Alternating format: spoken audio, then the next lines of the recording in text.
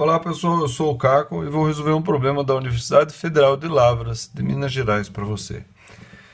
Elevadores possuem um contrapeso que auxilia o motor em seu deslocamento, conforme mostra a figura abaixo. Então está aqui o elevador, aí tem um cabo aqui preso a um contrapeso e um outro cabo aqui puxando para o motor. Então, quando o motor puxa, ele não tem que fazer tanta força, por quê? Porque tem um contrapeso aliviando o peso do elevador, tá?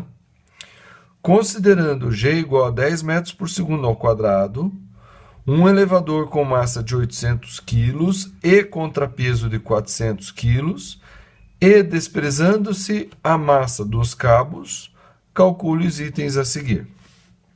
Supondo inicialmente que o elevador se desloque com velocidade constante igual a 0,5 metros por segundo, calcule a força motriz exercida pelo motor na subida e na descida. Então vamos fazer as forças que estão atuando aqui nesse elevador e em todo o sistema.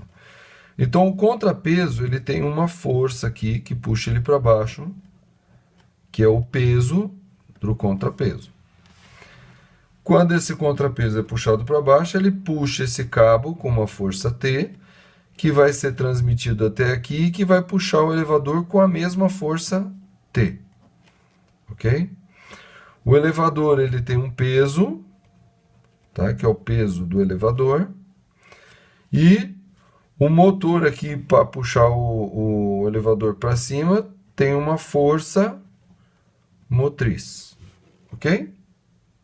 Bom, o peso do contrapeso, sabendo que o contrapeso tem 400 quilos, 400 vezes 10, então esse contrapeso aqui, ele vale 4.000 newtons. O peso do elevador, o elevador tendo 800 quilos, 800 vezes 10, então esse peso aqui, ele vale 8.000 newtons. Ok? Então eu quero saber qual que é a força motriz feita pelo motor para que esse elevador suba, tá? Com velocidade constante. Então, pela segunda lei de Newton, força resultante vai ser igual a massa vezes a aceleração, a massa do que eu tiver. Então, a força resultante no elevador vai ser o quê?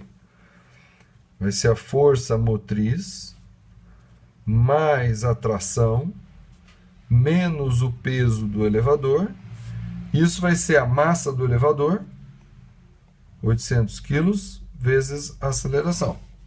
Tá? Só que, inicialmente, o elevador se desloca tanto na subida quanto na descida com velocidade constante. Então, a aceleração é zero, certo? A aceleração é igual a zero. E essa parcela toda vai ficar igual a zero. Então, eu vou ter aqui a força motriz mais a tração vai ser igual ao peso do elevador. Certo? Bom, qual que é o peso do elevador é 8.000. Qual que é a tração? Então, o contrapeso, quando o elevador subir, o contrapeso desce. E quando o elevador descer, o contrapeso sobe. Tá? O elevador subindo ou descendo com velocidade constante, o contrapeso desce ou sobe com velocidade constante também. Então, aqui no contrapeso, tá? Se eu aplicar a segunda lei de Newton aqui no contrapeso, vai ficar o quê? Peso do contrapeso menos a tração vai ser a massa do contrapeso, que é 400, vezes a aceleração. Como a aceleração é zero, tudo isso aqui vai ser igual a zero. E eu vou ter que o peso do contrapeso vai ser igual à tração. Então, se o peso do contrapeso é 4.000 newtons, então a tração vai ser igual a 4.000 newtons. E aí, nesse caso, então eu vou ter aqui... Tá? Então, eu vou ter aqui... Vou separar aqui. Força motriz vai ser igual ao peso do elevador menos a tração. Então, a força motriz vai ser igual ao peso do elevador é 8.000, menos a tração, que é 4.000, e a força, então, vai ser o quê? 4.000 newtons. Ok? 4.000 newtons. Certo? O espaço está pequeno porque o problema é grande, mas dá uma olhadinha com cuidado aí que você vai entender. 4.000 newtons, certo? Essa é a força para deslocar tanto para cima quanto para baixo o elevador com velocidade constante. O que pode surgir de dúvida é o seguinte, mas vem cá, se a força que puxa o elevador para cima, né, 4.000 mais 4.000 for igual à força que puxa para baixo, o elevador não sobe nem desce. Na verdade, sim, porque a força ela é um pouquinho maior que 4.000 para fazer o elevador entrar em movimento. Depois ela volta a 4.000, porque o elevador ele não vai com velocidade acelerado e nem desce com velocidade acelerada. Tá? Ele vai com velocidade. Se você entrar no elevador, você sente. Ele faz uma pequena força inicial e depois o elevador sobe com velocidade constante. Quando ele vai descer, você sente um pouquinho frio na barriga e depois ele vai com velocidade constante. Você não sente frio na barriga até lá embaixo. Tá? Por quê? Porque a força inicial é um pouquinho maior para fazer o elevador começar a subir e um pouquinho menor para fazer o elevador começar a descer. Depois ela volta a ser a soma do que puxa para cima igual ao que puxa para baixo, para que ele desça ou suba com velocidade constante. Tá bom? Letra B. Calcule a potência fornecida pelo motor na subida e na descida na situação do item A. Então, a potência do motor, lembrando que potência é o quê? É o trabalho realizado pelo ΔT. E trabalho o que que é? É força vezes o deslocamento dividido por ΔT. Como a força e o deslocamento eles estão no mesmo sentido ou em sentidos contrários, esse trabalho ora vai dar negativo, ora vai dar positivo. Tá? Ora vai dar negativo, ora vai dar positivo. Mas para potência, não existe potência negativa ou potência positiva. A gente usa um módulo aqui. Então, a gente teria que saber qual que é a força, qual que é o trabalho dessa força. Só que distância dividido pelo ΔT, isso é velocidade. E como o elevador sobe ou desce com velocidade constante, calcule a potência fornecida pelo motor na subida e na descida na situação do item A. Então, no item A, ele sobe e desce com velocidade constante. Então, esse deslocamento dividido pelo tempo é a velocidade. E a potência passa a ser o quê? Força vezes a velocidade. E a força é a força do motor. Então, a potência do motor, a potência do motor vai ser o quê? A força. Qual que é a força que ele fez aqui? A gente achou 4.000. 4.000 newtons vezes a velocidade. Qual que é a velocidade? Meio metro por segundo. Quando eu multiplico isso aqui, eu obtenho que a potência do motor é igual a 2.000 watts. Tá? Ou 2 vezes 10 elevado à terceira watts, né? 2 vezes 10 elevado à terceira watts. Ou 2 quilowatts, né? Também chamado 2 quilowatts. Tá? Qualquer uma dessas pode ser. Então, 2.000 watts. E na letra C, supondo que o elevador suba com velocidade, com aceleração, aceleração, não é velocidade, suba com aceleração de 1 metro por segundo ao quadrado, qual a força motriz exercida pelo motor sobre o elevador? Então, novamente aqui na situação C, eu vou utilizar a fórmula que eu usei aqui, que é a segunda lei de Newton, que a força resultante vai ser massa vezes aceleração. Então, eu vou ter o quê? Força motriz. Aí você fala, a força motriz é 4.000. Não.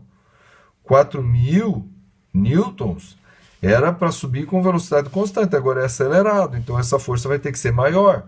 O que puxa esse elevador para cima tem que ser maior do que o que puxa para baixo, porque ele agora está acelerado.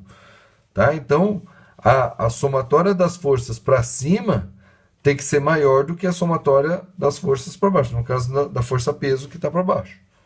Entenda bem isso aí, tá? Então, o que puxa para cima tem que ser maior que o que puxa para baixo. Por quê? Porque agora tem aceleração. Quando não tinha aceleração, então E essa as forças para cima menos a força para baixo tinha que ser igual a zero. Ou seja, a somatória das forças para cima tinha que ser igual a força para baixo. Mas agora não. Agora é diferente. Então agora vai ser o quê? O jeito de escrever é igual, tá? Como o elevador sobe, então para cima é maior. Então, força do motor mais a tração menos o peso do elevador tem que ser igual ao quê? 800 quilos vezes a aceleração, que é 1. E esse daqui dá o quê? 800. Tá bom? Mas eu quero saber o quê? Eu quero saber a força do motor.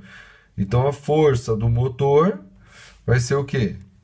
Vai ser o peso do elevador vem para cá, fica positivo, peso do elevador, mais 800, que é 800 vezes 1, menos a tração. Ok? E é aqui onde a maioria acaba errando. Por quê? Porque daí o peso do elevador eu sei, é 8.000, não muda. A tração, a gente pensa que é 4.000, mas não é 4.000. Por que não é 4.000?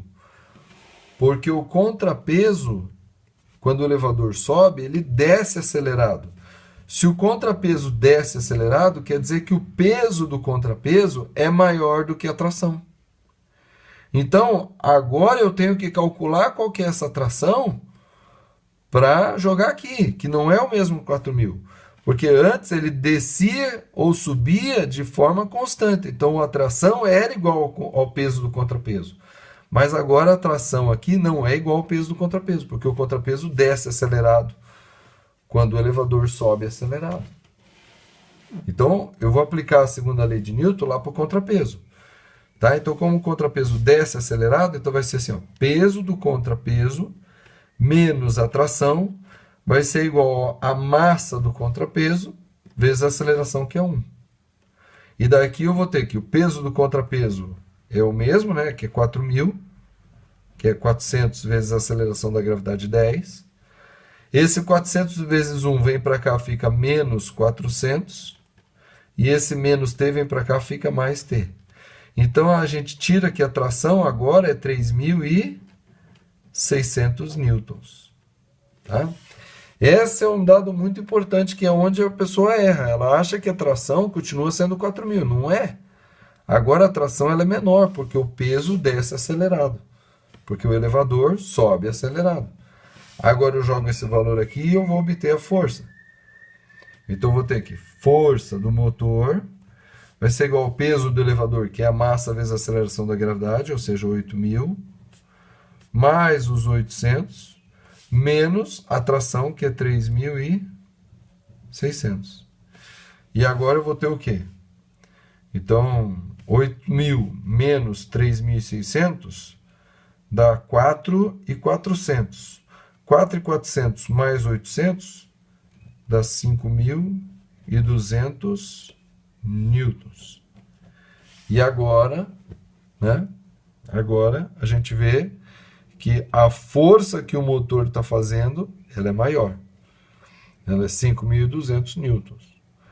Aí o motor trabalha um pouco mais. Ok, pessoal? Olha, se você tem alguma dúvida sobre esse problema, poste a sua dúvida nos comentários desse vídeo, que daí eu posso esclarecer, tirar dúvida, né, explicar melhor alguma coisa que eu não expliquei. Se você gostou, dá um joinha, se inscreva no canal e compartilhe com mais pessoas a resolução desse problema. Até a próxima!